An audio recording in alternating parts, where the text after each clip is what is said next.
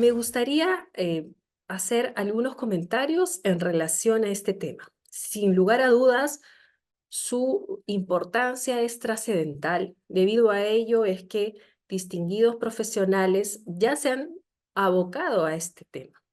Entonces, no queda otra opción que abordarnos desde otra perspectiva para ofrecer a quienes nos acompañan esta noche diferentes visiones de este tema. Se me ha pedido hablar sobre los requisitos para los centros de arbitraje a la luz de la nueva ley de contratación pública. Pero antes de hablar de esta nueva ley, de los requisitos que van a tener que cumplir quienes aspiren incorporarse a este registro de los centros de arbitraje, es importante informar a nuestros amigos que nos acompañan esta noche, especialmente a los estudiantes. Me voy a dirigir, permítanme, a ellos. Es importante considerar por qué razón, o mejor dicho, explorar por qué razón tenemos que hablar sobre los centros de arbitraje y por qué debemos darle este espacio. La mesa anterior también se ha abocado a ese tema y esta mesa también va a ser lo propio. Porque como ha mencionado la doctora Vargas, el arbitraje es un mecanismo alternativo de solución de controversias. Y en nuestro sistema jurídico está considerado como una jurisdicción. Nuestra Constitución política así lo consagra en su artículo 139.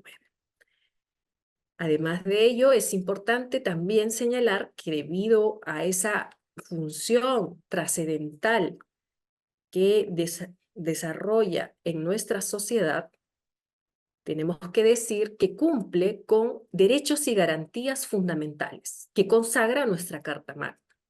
Por lo tanto, sabemos que para que se tramite un arbitraje, se establecen las reglas, las partes pueden pactar sus reglas, o en el caso del arbitraje de contratación con el Estado, debe ceñirse de acuerdo a, si estamos hablando de un arbitraje institucional, por ejemplo, al reglamento institucional. Pero ¿por qué es importante establecer estas cuestiones? Porque como habíamos dicho, tiene que ceñirse, respetar y garantizar que efectivamente se van a cumplir derechos y garantías fundamentales. Porque además están en juego fondos del Estado. Si el respeto irrestricto a estas garantías y derechos fundamentales es de suma trascendencia entre particulares, con mayor razón cuando estamos en controversias en las que están involucrados fondos del Estado, ¿no es cierto? Porque son de interés de la sociedad en su conjunto. Entonces, para ello, necesitamos a los árbitros, que son quienes toman las decisiones para resolver una determinada controversia. Siempre hemos escuchado que se deben elegir a los árbitros idóneos, aquellos que cuenten con la capacidad profesional adecuada y además con una experiencia que avale que efectivamente son las personas idóneas para tomar una decisión que ponga fin a esa disputa. Pero además es importante, ya que estamos hablando de arbitraje institucional, el soporte, es decir, la institución que va a tramitar el arbitraje, la institución que va a permitir que se desarrolle el procedimiento. Y debido a ello es que tenemos que hablar de los centros de arbitraje. Por esa razón es que es muy importante poner el foco de atención en estas instituciones y determinar si efectivamente cumplen con la función para la cual se les ha encomendado. ¿Y qué es lo que tenemos a la fecha?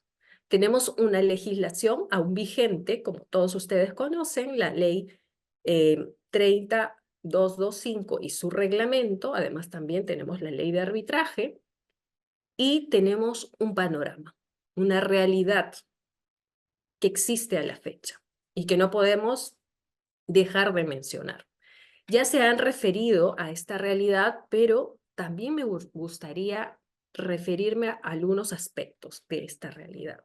Como se ha dicho, a la fecha, no existe una regulación específica para establecer cuáles son los centros de arbitraje que cumplan con determinados requisitos y que además se haya determinado que esos requisitos son criterios suficientes para garantizar un adecuado funcionamiento de los arbitrajes, de manera especial de los arbitrajes en contrataciones con el Estado.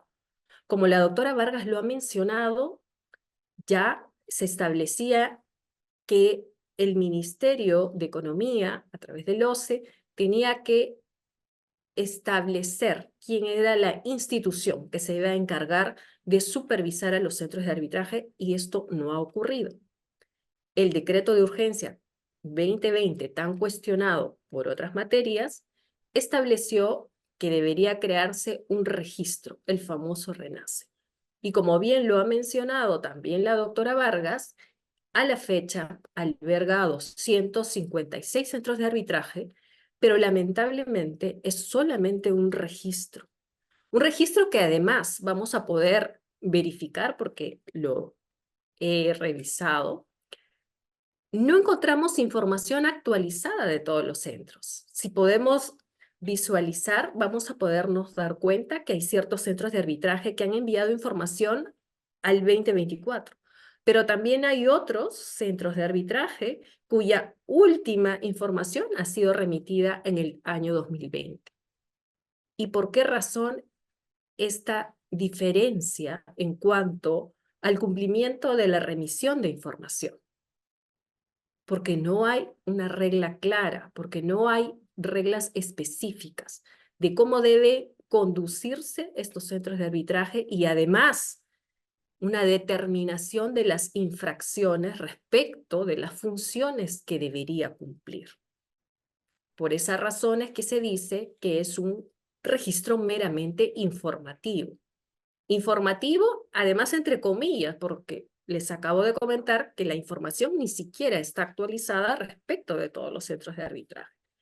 En ese sentido, este panorama lamentable, desolador, ha dado lugar a conductas reprochables. Para nadie es un secreto que hay centros de arbitrajes que han incurrido en prácticas reprochables, que incluso son pasibles de investigaciones penales. Entonces, es importante que seamos conscientes de esta realidad. Y debido a ello, estos espacios de discusión permiten establecer cuáles son aquellos problemas que deberían ser regulados. Este tema ya ha sido objeto de discusión en otros foros académicos.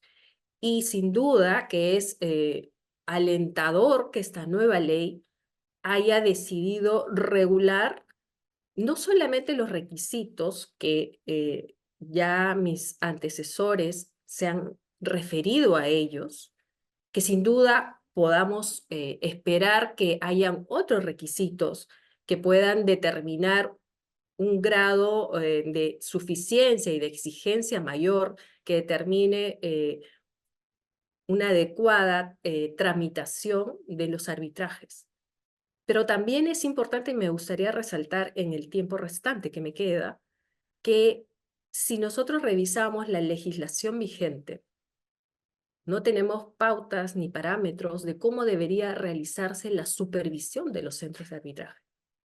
El OCE, a través de la Dirección de Arbitraje, realiza ciertos pedidos de información a los centros de arbitraje a través o utilizando, amparándose en el artículo 253 del reglamento, pero no tenemos una legislación que establezca cuáles son las conductas infractoras y cuáles serían las sanciones que serían pasibles de ser impuestas frente a esas conductas infractoras. Y como ustedes saben, en virtud de la potestad sancionadora y de los principios que la regulan, como son los principios de tipicidad, de legalidad, una infracción tiene que estar específicamente determinada. Por tanto, a la fecha, en ese espacio oscuro, en ese, digamos que, espacio pantanoso es que han proliferado centros de arbitraje con prácticas dudosas y en algunos casos hasta pasibles, como les decía, de investigación incluso por organización criminal. Para ello, debo rescatar finalmente que vamos a poder apreciar que la nueva ley de contrataciones con el Estado, o contratación pública, como se le denomina, se establecen con precisión ciertos tipos de infracciones que podrían cometer los centros de arbitraje y, en consecuencia, cuáles son las sanciones que podrían imponerse, que van desde la suspensión temporal hasta la inhabilitación definitiva.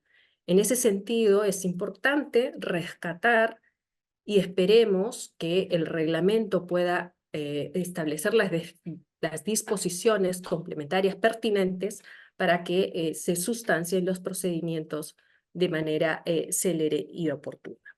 Dado el tiempo, voy a terminar en este momento y esperaré la segunda intervención para hacer algunos agregados. Muchas gracias. Muchas gracias, Guillermo. Voy a tratar de ser breve por la hora. Simplemente referirme a ciertos parámetros o criterios que debería considerar el reglamento para establecer o complementar, mejor dicho, los requisitos que deberían cumplir los centros de arbitraje para poder ser incorporados en el registro. Además de lo que nos ha comentado el doctor Lozano, me gustaría también agregar que es importante los requisitos en cuanto a las instalaciones de los centros de arbitraje, pues muchas veces también nos hemos enterado que hay locaciones que no cuentan con los espacios suficientes como para desarrollar las actividades propias de un centro de arbitraje. En ese sentido, es importante establecer este tipo de requisitos, también la infraestructura mínima, el soporte logístico, el equipo técnico que ya se ha dicho, información del personal administrativo, de los secretarios y la Secretaría General que cuente con las calificaciones profesionales y personales que sean adecuadas para cumplir esa función. Además, también es importante que en la tramitación incorporen herramientas de inteligencia artificial para poder facilitar la tramitación de los procedimientos y además que permitan ejercer el control del que ya se ha hablado, entre otros requisitos. Finalmente, podremos responder la pregunta si la nueva ley de contratación pública de manera específica en cuanto a la regulación de los centros de arbitraje, podemos calificarla como legislación racional. En este momento sería prematuro hacerlo.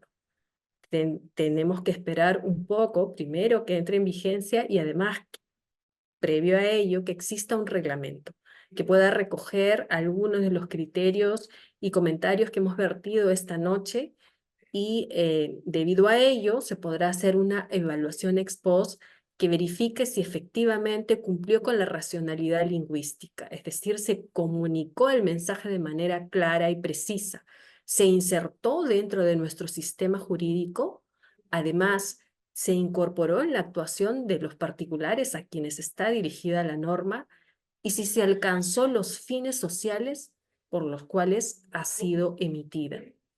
Eso finalmente vamos a poder determinarlo cuando la norma ya esté en vigencia. Estaremos muy expectantes a que ello ocurra. Muchas gracias.